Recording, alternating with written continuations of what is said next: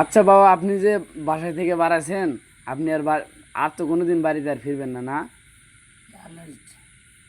আমি মোবাইল কথা তো না, এবার যদি আমি যাইতে পারি। বাবা কি বিয়ে করছেন? বাচ্চা কাচ্চাও আছে, 3 ছেলে 2 মেয়ে। মনের টানে দেওয়া যে বাড়ি থেকে বাড়াইছেন, বিদায় নিয়ে আসি। একবারে বিদায় নিছেন? বিদায় নিয়ে আসি দেখি তো কষ্ট। যাইতে পারবো ইনশাল্লাহ। যেতে পারবেন না? আপনার কি আর মনে কি আর কোনোদিন বাড়িতে যাওয়ার কোনো ইচ্ছা নাই? ইচ্ছা আছে, ইচ্ছা আছে? আগে গেছি গে তোমার, এত রাষ্ট্র ঘুরে তো বাংলাদেশ আগে গেছি গে, তো ইচ্ছা নাই কেন আমার কি আর হয়? আমি তো বলছি যদি কোনোদিন আসতে পারি আসলাম, নাইলে আমার চাকরি কি।